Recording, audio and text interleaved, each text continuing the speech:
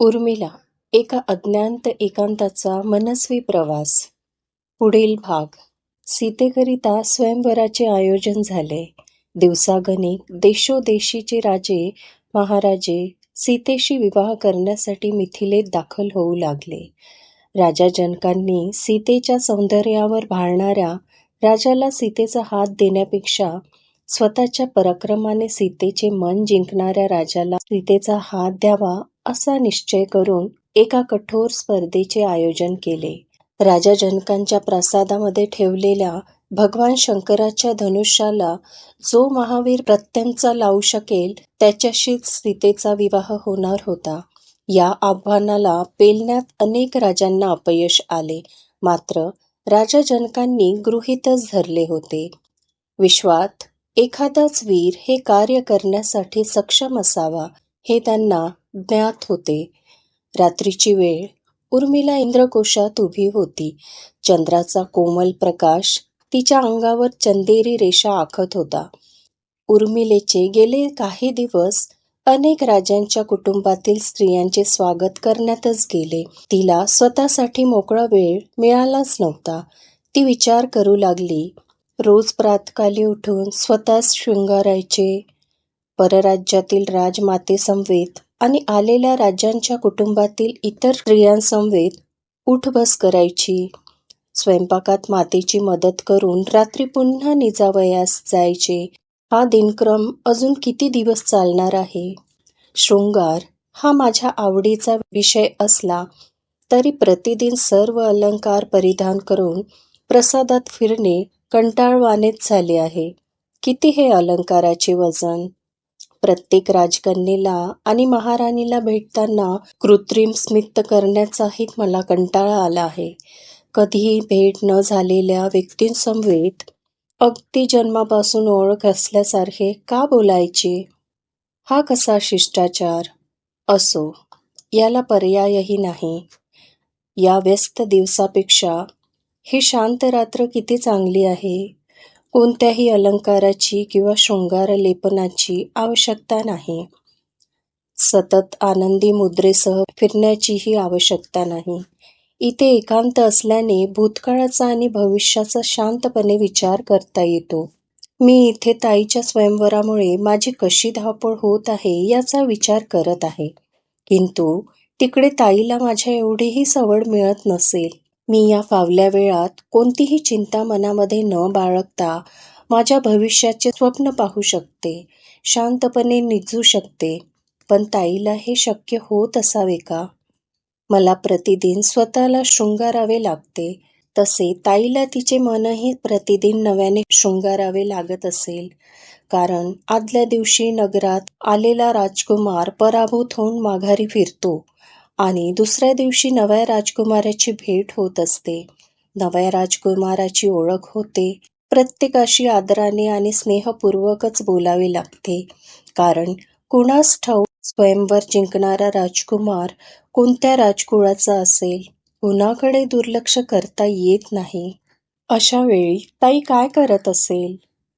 मी तिची बहीण म्हणून सगळ्यांना भेटते, पण तिला वेगळ्या भूमिकेत प्रत्येक राजकुटुंबाला भेटावे लागत असेल. त्यापैकी कुणीही स्वयंवरानंतर तिचे आप्त होऊ शकतात हे ठाऊक असल्याने ती प्रत्येक कुटुंबाला वेगळ्याच उत्सुकतेने भेटत असेल. ती भावना अजून माझ्या लक्षात येणार नाही. पण आजवर सर्व राजकुमार स्वयंवरात पराभूत झाले आहेत. प्रातःकाली उत्सुकतेने नव्या कुटुंबांना भेटणारी सीताताई रात्री निराश होऊन तिच्या कक्षात जात असेल.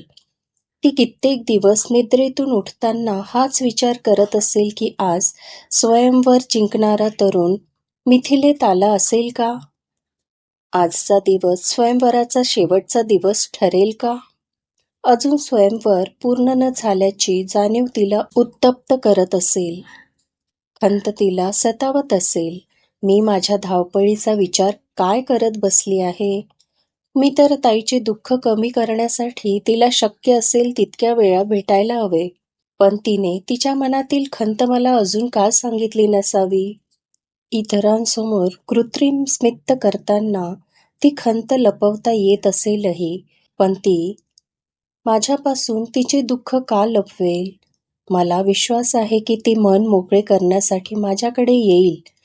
त्यापूर्वी मी तिच्यासमोर हा विषय काढावा का? नकोच. अजूनही आशा संपली नाही. कुणी वीर मिथिलेकडे एव्हाना निघालाही असेल तर? मी दुःखाबाबत बोलून ताईला अधिक निराश का करावे? ती स्वतःहून माझ्याकडे येईल. तिला परिस्थिती स्वीकारण्यासाठी वेळ द्यायला हवा. मांडवी आणि श्रुतकीर्ती हळूहळू स्वयंवराच्या कामाकडे दुर्लक्ष करत आहे, हे सगळ्यांच्याच लक्षात येत आहे. पण मी त्या दोघींना दोष देणार नाही. त्या दोघी वेगळ्या प्रासादात असतात. त्यांना प्रतिदिन इथे येऊन राहण्याची आतिथ्य करणे अगदी क्रमप्राप्त नाही. अगदी मलाही अलंकारांचा, कृत्रिम हास्याचा आणि औपचारिक बोलण्याचा कंटाळा आला आहे. तर मी त्या दोघींना काय दोष द्यावा? त्या प्रतिदिन इथे आल्या असत्या तर निसंशय मला त्यांची मदत झाली असती. पण गेल्या काही दिवसांमध्ये त्यांचे आणि माझे फारसे बोलणेही झाले नाही. त्या दोघी या स्वयंवराबाबत काय विचार करत असतील? सीताताईचे स्वयंवर होणार नाही तोपर्यंत मांडवीताईचेही स्वयंवर होणार नाही. ती तिच्या विवाहासाठी सीतेचा विवाह शीघ्रतेने व्हावा असा विचार करत असेल का? असेलही. त्यात काय वावगे आहे? स्वयंवर इतके दिवस लांबेल असा तिनेच काय आम्ही सुद्धा विचार केला नव्हता. काळ किती लवकर पुढे सरकत आहे. अगदी काही दिवसापूर्वीच आम्ही चौघी स्वयंपाकघरातील लहान भांडी आणि खेळणी घेऊन अंगणात खेळत होतो. आम्ही चौघी आमचा बालसुलभ संसार थाटायचो व आप्त वातायनातून आमचा खेळ बघायचो. खराखुरा संसार करण्याची वेळ काळाने कधी आणली हे समजलेच नाही. लौकिकार्थाने जाण येईपर्यंत आम्ही इतर मुलींप्रमाणेच खेळकर आणि भावमुक्त होतो. आम्हाला तोपर्यंत मानपानाचा स्पर्श झाला नव्हता.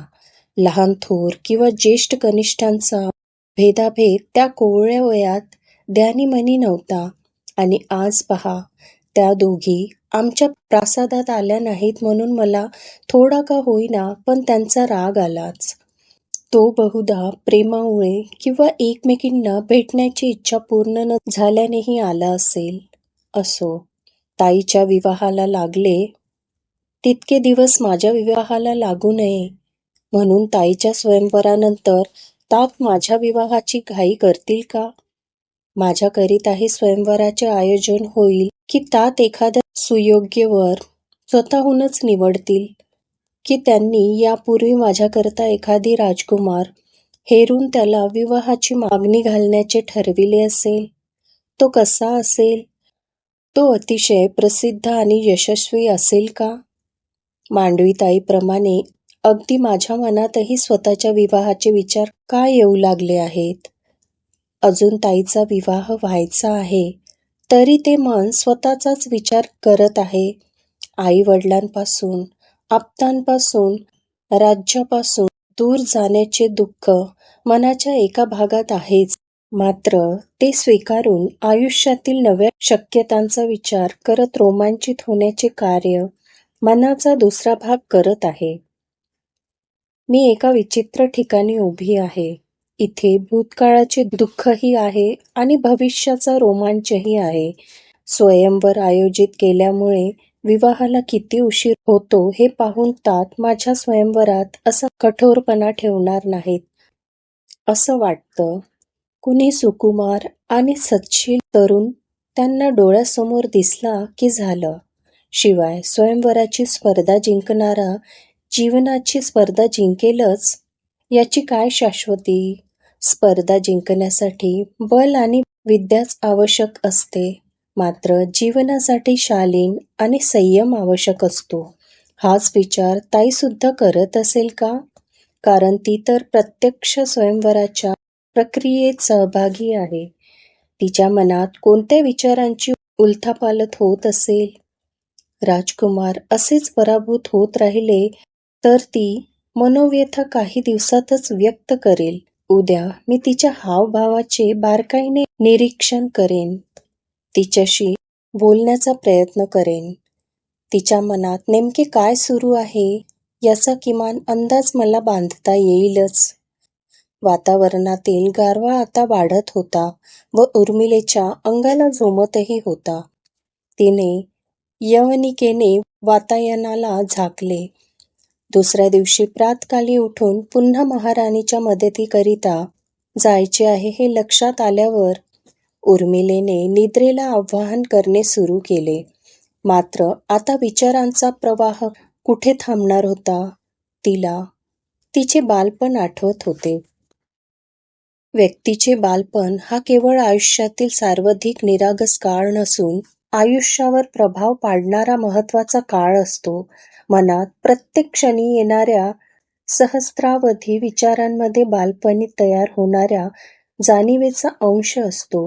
विशेषतः आयुष्यातील प्रमुख वळणावर उभ्या असणाऱ्या व्यक्तींच्या मानसपटलावर त्या आठवणी प्रकर्षाने झळकत असतात. सीता आणि उर्मिला दोघी अशाच एका मुख्य वळणावर असताना बालपणी मनात प्रभाव पाडणाऱ्या घटना आठवत होत्या. बालपणी घडलेली एखादी घटना केवळ आठवणीचा विषय नसते, तर माणसाच्या अनेक विचारांमागचा अप्रत्यक्ष संदर्भही असतो. बालपणातल्या अनुभवावरून आणि शिकवणीमुळेच मनुष्याची वैचारिक बैठक तयार होते. त्यामुळे सीता आणि उर्मिलेला मिथिला सोडण्याची वेळ आल्यावर मिथिलेतील रम्य बालपण आठवणेही तितकेच स्वाभाविक होते. बालपणाचा निरोप घेत किशोरवयात प्रवेश करणाऱ्या या दोन राजकुमारींना सोबत घेऊन राजा जनक राजप्रासादाच्या अंगणात फिरत होते. ते अंगणाच्या डाव्या बाजूस येऊन एका मोठ्या झोपाळ्यावर बसले. सीता आणि उर्मिला त्यांच्या दोन्ही बाजूला ठेवलेल्या लाकडी आसनावर बसल्या. राजा जनक आज त्यांच्या दोन्ही मुलींना देवासुर संग्रामाची गोष्ट सांगत होते. पृथ्वी आणि स्वर्ग या दोन्ही प्रदेशांवर राक्षसांचे अधिराज्य प्रस्थापित झाल्यानंतर देवतांनी एकत्र येऊन सर्वप्रथम पृथ्वीला जिंकण्याचे ठरविले. त्यांनी पृथ्वीवर सर्व अस्त्रशस्त्र उतरविले व प्रदीर्घ काळ लढा देऊन पृथ्वीला जिंकलेच. पृथ्वीचे राज्य स्थिर स्थावर झाल्यावर त्यांनी पुन्हा स्वर्गावर आक्रमण केले आणि स्वर्गही जिंकला. तात हा स्वर्ग कुठे आहे? आपण तिथे जाऊ शकतो का? उर्मिलेने विचारले. का नाही? परमेश्वराची इच्छा झाली तर तो आपल्याला कुठेही नेऊ शकतो, पण तुम्ही तितकी योग्यता आणि शुद्धता तुमच्या अंगी निर्माण करायला हवी. तात योग्यता कशी मिळवता येईल? सीतेनेही प्रश्न विचारला. बाळ, तू योग्यच आहे. फक्त अयोग्य होणे टाळलं की झालं. आज इतका विचार करण्याची आवश्यकता नाही. तुम्ही दोघी कथेकडे लक्ष द्या पाहू. पण शुद्धता म्हणजे काय? सीतेने उत्तर जाणून घेण्याचा हट्ट धरला. ते तुला इतक्यात समजून घेण्याची गरज नाही. तात सांगा ना. बरं ऐक. शुद्धता म्हणजे मानसिक शांतता. जेव्हा कोणतीही चूक न केल्याने माझ्या मनात खंत नसेल आणि माझं मन शांत असेल. जर उर्मिलेने अन्नग्रहण न करता अन्नाचा अपमान केला किंवा जर सीतेने ज्येष्ठांच्या आज्ञेचे अवमान केले तर तुमच्या मनात ती खंत राहील की नाही? दोघींनी होकारार्थी मान डोलावली. मग मनाला हुरहुर लागल्यावर आपण शांत राहूच शकणार नाही. पण मुलींनो, पवित्र आत्मा कायमच शांत असतात. तुम्ही ज्या ऋषींचे दर्शन घेता ते सर्व स्थिर असतात. त्यांना कोणत्याही गोष्टीचा राग, लोभ किंवा मोह नसतो. तात राजाने सत्तेचा लोभ सोडला तर त्यांना राज्य गमवावे लागेल. मग जग कसं चालेल? सीतेने पुन्हा प्रश्न विचारला. तिच्या पाठोपाठ उर्मिलाही म्हणाली, हो, अगदी खरं. तात, आपण चुकल्यावर जर स्वतःचाही राग आला नाही तर आपली प्रगतीच होणार नाही. तुम्ही दोघी हुशार आहात. प्रत्येक मनुष्य ऋषी झाला तर या विश्वाचे चक्र पुढेच सरकणार नाही. प्रत्येकाकडे ऋषी होण्याची योग्यताही नसते, पण आपण ऋषी न होताही शुद्ध राहू शकतो. फक्त एका गोष्टीची गरज आहे. ती गोष्ट कोणती? चला, आज तुम्ही विचारलंच आहे तर तुम्हाला एका नवीन संज्ञेची माहिती देतो. मनुष्याला शुद्ध राहण्याकरता एकाच गोष्टीची आवश्यकता असते. ती गोष्ट म्हणजे संयम. आपण मागच्याच उदाहरणावरून ही संज्ञा समजून घेऊ.